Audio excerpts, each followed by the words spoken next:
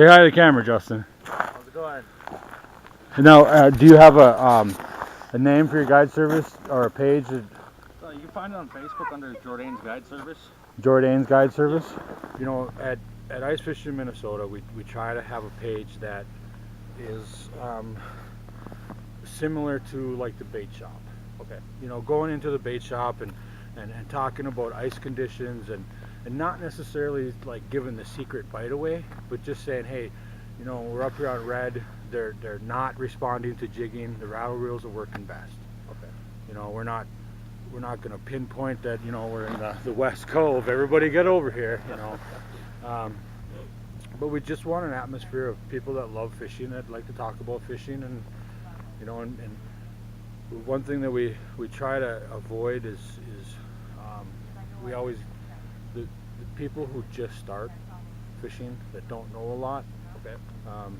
We want to have a page where they can come and ask questions without the internet trolls that are like, you know, where can I find fish? Yeah. Well, in the lake. Yeah. You know, but there's always always that guy. Yeah. So how does it work with limits when people leave with fish? On the trout lakes? Yes. You're allowed your 5 fish per person. State regulations. Yeah, that's state and tribal. Okay. State and tribal regulations.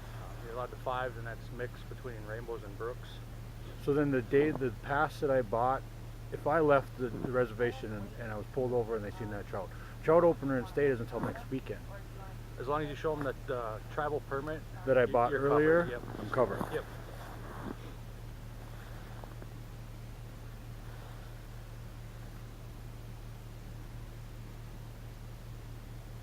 That's a lot of questions I get too, is if they need the state trout stamp.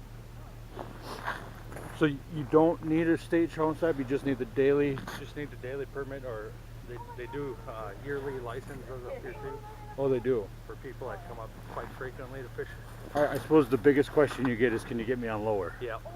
Almost every group I have asks the same thing.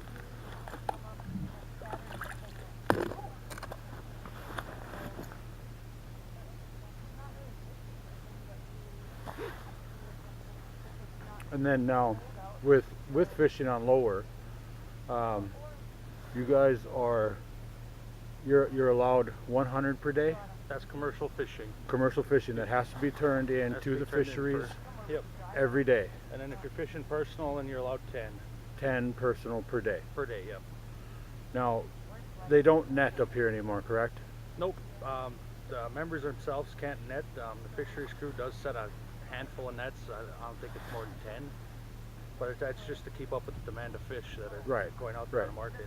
Yeah, and that's one thing I think people don't understand is you don't. I mean, if they go to a restaurant and they order walleye, it's got to come from somewhere. Yep. That demand has to come from somewhere. Yep. And that's Minnesota gold right there. Yep. And that's why they're setting the nets, because I mean we're not catching the demand that they need or they require. So in the wintertime, is there enough ice fishermen to meet that demand? No, that's why they're setting the nets, just to keep up with it. On a weekend we have maybe, I bet you, 30, 40 people fishing. Ice fishing. On lower red. Ice fishing, you mean? Yep, ice fishing. And in the summertime it's even less than that, because not a lot of people have boats. Right. So even though people see some pictures of, you know, people that have 20, 30 walleyes, there's only about 30 people out there fishing for this. Yep, daily. Yep. And then you guys get $1.50 per fish? $1.50 a pound for the 13 and 20 inch fish, and then from the 20 to 22 we get $2. And that's a pound or per fish? That's a pound. Okay. Per pound. So bigger fish, you would get a little bit more money. Yep. Now, do you get any more if you guys cleaned it yourself?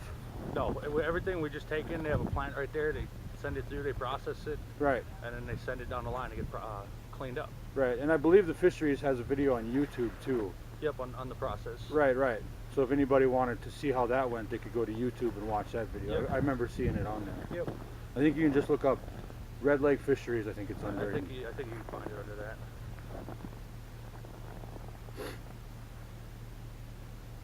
Well, it sure is some good fisheries, you know, in this area. Yep.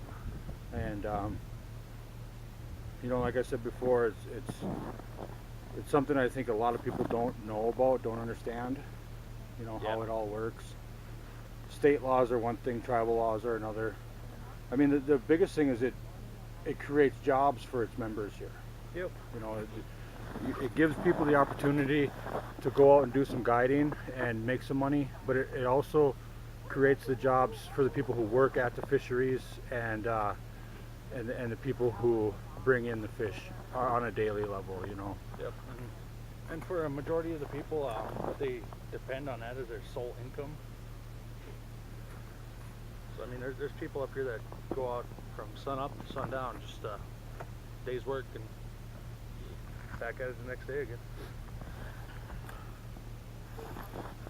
Well, I mean, to me, that'd be a dream job, to fish and get paid for it. I did that last year full time after I got out of law enforcement. Personally, I wouldn't want to be a guide, and I give you guys a lot of credit for doing it. I love fishing. It's my passion. It's all I think about when I'm not fishing. I'm watching fishing videos and movies and stuff, you know, and making tackle and all kinds of other stuff. But to be a guide, I feel like it would kind of spoil it for me some. It would turn what I love as a passion into a job. Yeah. And I've been asked many times to work for guides and to do some help and stuff, but that's the reason I don't. Mm-hmm. You know, and I give you guys a lot of credit for doing it. We got a fish on out here.